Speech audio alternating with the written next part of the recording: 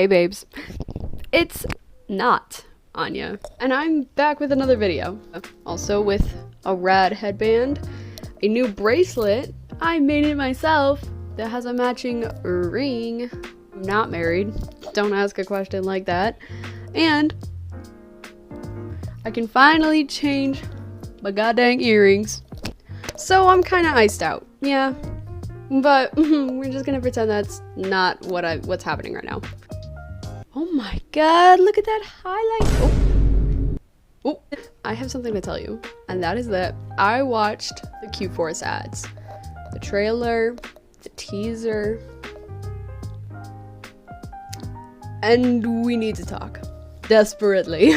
We need to have a discussion. First of all, if you don't know what Q-Force is, you so lucky.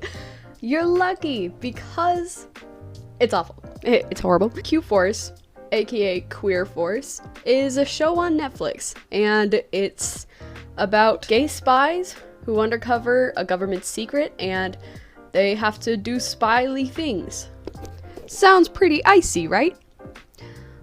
Let's get into it. Okay, let's get into it. I watched Frederick Chen's videos.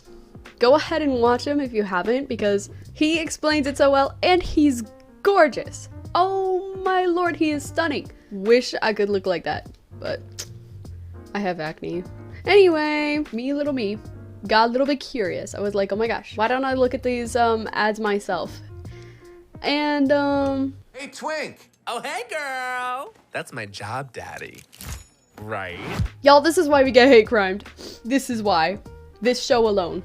Totally no other reasons. The basic idea is that this guy named Agent Merriweather, I don't know his first name, don't really care to, once the Act Don't Tell laws were taken away in 2011 when he was graduating spy school, he was like, guys, now that the act is repealed, I want to let you know that Gay man! What the hell? he lost his position as valedictorian for discrimination. I think it's because of the way he said it, personally, but I don't know, apparently there's this thing called like homophobia.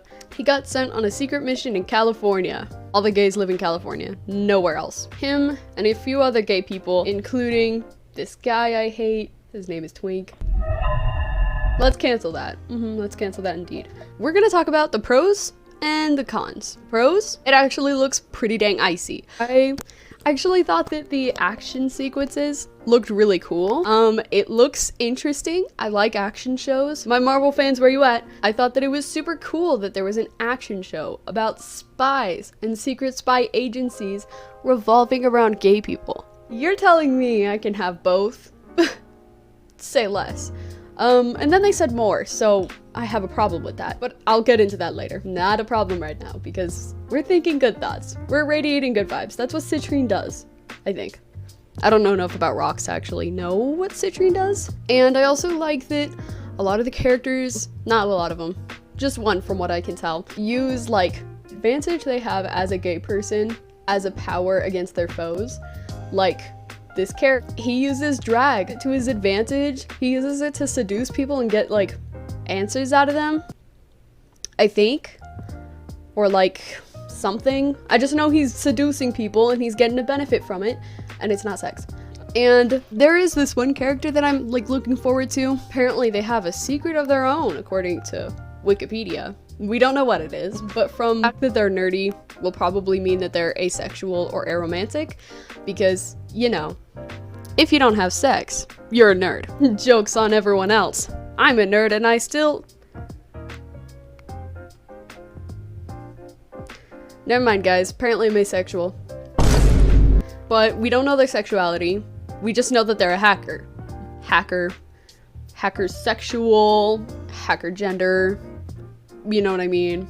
They got hacker vibes, okay? Let's get into cons. And I don't mean cons like con men and con women. Con people. Everyone's a con person. We don't just do men and women here, we do con people. So this is where you're gonna laugh. This is where you're gonna go, ha ha ha, you're gonna laugh. And this is because the character that I was talking about, the drag queen, his name is Twink. Hold on, let me repeat that for you. His name is Twink. Yeah. He's really annoying. He's so ugly. I hate him. He looks like this. Okay, he looks like this. And the things he says. The room's empty. I wasted all that masculinity on nothing. Not nothing. My little butthole went boop. Ugh. Vomit worthy. Makes me want to go. Ugh. I hate him. He's annoying. Also, there's a huge lack of diversity. Should have stated that first, because that's actually more important. But the huge lack of diversity. There is only one not white passing person in the group, so assumedly they're the only POC. That's Deb. She's a black butch woman. There's only two type of black women in media, and that's sexualized and sassy black woman who's more masculine than they are feminine. I want to say that being more masc than feminine isn't a bad thing. It only becomes a problem when people defeminize a black woman to portray her as aggressive or to portray her power, which, as we all know, you don't need to lack femininity to have power. And in a group of gay people, a lack of diversity, that's saying something and it's not good. Okay, that's all you need to know. And there's also, they just say things that like, no gay person would ever say. I built a search algorithm more powerful than Google and only slightly less evil. Wow. Thank God for you, drag queen. Thank God for every drag queen. Oh, you gonna cry? No, the only thing that makes me cry is that one Rita Wilson scene in Sleepless in Seattle where she... Wait. Everyone look at the back of the plate! Hey, Twink. Oh, hey, girl. That's my job, daddy.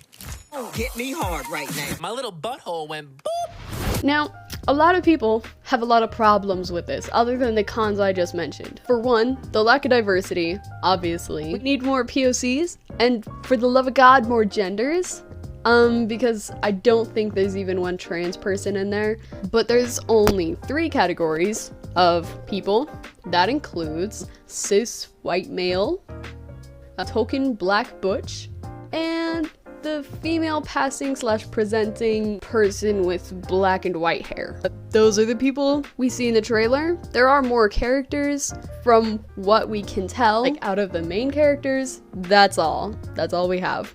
One black person, and the rest of them are white. Apparently Merryweather's supposed to have a love interest. Hope that it's a person of color. And also, don't make them just gay. I am so tired of seeing, guys, this person is in a gay relationship, so they're both gay. No. Ever heard of bisexuality? Pansexuality? Maybe make one of them a different gender. Like, not that hard. Yeah, people have complained about that. But what they complained about the most, and I happen to agree severely, is the representation. Bad representation and using characters as stereotypes can be pretty dang harmful, because if it's on the media and you are not in that group, you're someone who's just straight and cis, and you're just watching TV and you see on Family Guy there's a gay guy and he's obnoxious and kind of creepy, then that's what you're gonna believe gay people are like, because obviously you're not exposed to anything else. Not necessarily your fault, but open your eyes a little maybe. So when that's all they see, they're gonna believe things, okay?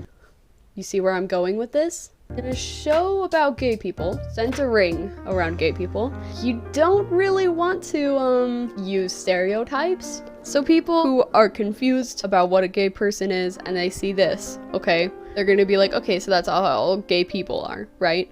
And you've met these people online. They come up to you and they're like, oh yeah, explain this then, you libtard. And then you're like, oh no, I got called a libtard, what am I gonna do? And you have a panic attack and die and cry because you're such a little snowflake. Am I right, conservatives? High five. Drop my rock. Us as individuals, we don't owe them an explanation because they're just one angry conservative online. You don't owe them an explanation. But you know who does owe an explanation to those people? People who, say it with me, have a platform. And I'm not talking YouTuber platforms. I'm not talking you and me. I'm talking about companies like Netflix producing this show. Funny how that works is that when you have a platform, you actually kind of owe it to the people watching to have accurate representation. Not just to defend the community, but also because the community deserves it. For a show about gay people, with gay people in the cast, to do something like this, to use them as a stereotype, You done messed up, Ron. And they tried to claim that it's like out of satire, but if that were the case, why are they so mad that people point out its flaws? And also, satire isn't always gonna come across as satire. Yeah, that's pretty much all I have to say. What did we learn today, folks? Well, we learned that, you know, maybe stereotyping a group of people isn't a bad idea.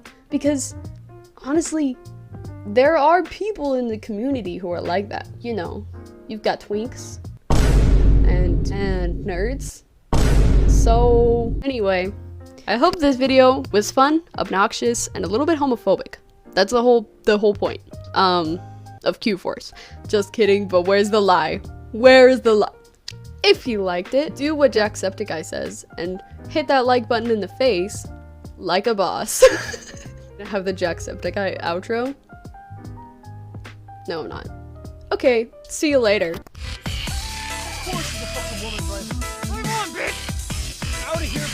Real outro coming soon, I guess.